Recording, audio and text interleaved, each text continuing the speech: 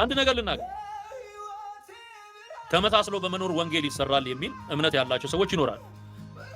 አሁን ግን በዚህ ዘመን ተመሳስሎ በመኖር የሚሰራ ወንጌል የለም። ይሄ ዘመን የመጨረሻው ዘመን፣ እውነትን አፍርጠህና አፍረጥርጠህ የምትኖርበት ዘመን እንጂ በማስመሰል የሚሰራ ነገር የለም። ቀሚሱንም የምትፈልገው የምትወደው ከሆነ ቀሚሱን ለብሰህ መውጣት ነው ያለብህ። ነጠላውን ካስፈለገ ነጠላውን ይዘህ መውጣት ትችላለህ። እዛ መቀመጥ ግን አደጋ ነው።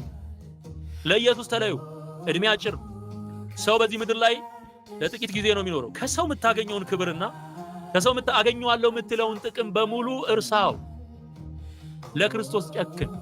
መነኮሳት፣ ይሄን መልእክት የምትሰሙ መነኮሳት፣ ቀለብ ተሰፍሮልህ መኪና ተገዝቶልህ የምትኖር ኢየሱስን በማያከብር ህይወት የምትመላለስ የማታምንበትን ክህደት እያቅራራኸው እንድትኖር የተፈረደብህ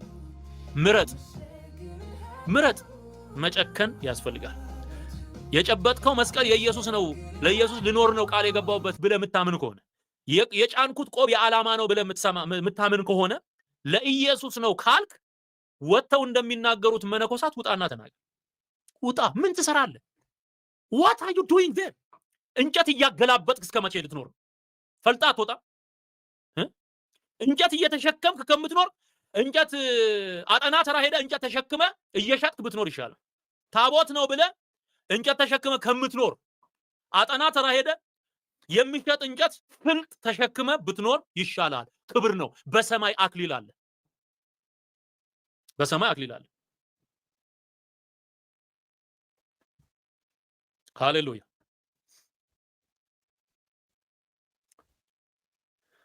ስለዚህ አሁን ባይዘወይ ማህበረ ቅዱሳን በለው ዘራ ያዕቆብን በለው እህተ ማርያም እቺ መስከረም የምትባል ሌሎች የምታያቸው ሰዎች የዛር መንፈስ ነው የሚሰራባቸው። ያ በዘራ ያዕቆብ ላይ ሰራ የነበረ የዛር መንፈስ፣ ገዳይ መንፈስ ነው የሚሰራባቸው። አንድ ነው መንፈሱ። ዝም ብለህ ስታየው አንድ ነው። መንፈስ ቅዱስ ካለ ትመነጥረዋለህ። የኢየሱስን እናት ማርያምን ተሐድሶ ጠልቷል እንዴ?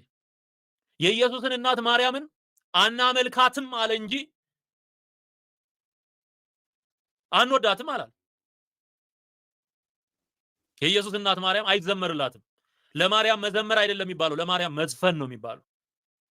ለሚካኤል መዘመር አይባልም፣ ለዘማሪ አይዘመርም። ሚካኤል ዘማሪ ነው። ለእግዚአብሔር ልጅ ለኢየሱስ የሚዘምር ታርዳሃልና ክብር ይገባሃል እያለ በሰማይ የሚዘምር ነው። ለዘማሪ አይዘመርም። ሚካኤል እንደዚህ ብትለው ዞር በል ነው የሚል። ዞር በል ልሰግድለት በእግሩ ስር ተደፋው እንዳታደርገው ተጠንቀቅ። ካንተ ጋራ የኢየሱስ ምስክር ካላቸው ጋራ አብሬ ባሪያ ነኝ ነው የሚሉት። መላእክቱ ባሪያ መሆናቸውን አምነው በስግደት በአምልኮ እግዚአብሔርን እያገለገሉ የሚኖሩ ናቸው። ከእግዚአብሔር እኩል ለመላእክት ማህሌት ቅኔ እየወረደ ለነመጥቆራ ጭምር ቅኔ እየፈሰሰ የሚኖርበት ቤት ነው። እዚህ ውስጥ ምንም አትሰራ።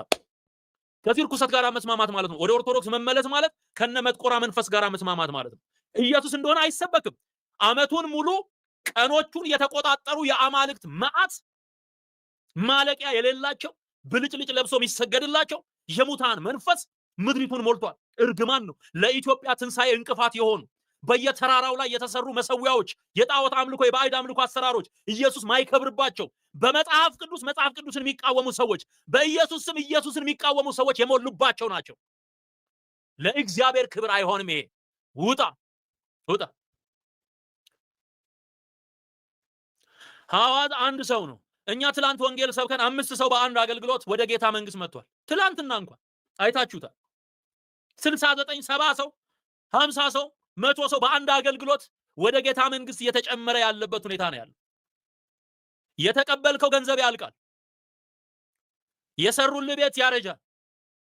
የገዙልህ መኪና ይጋጫል፣ ይጣመማል፣ አንተም ትጣመማለህ። ኢየሱስ ግን የዘላለም ህይወት ነው፣ በገንዘብ የማይተካ ነው።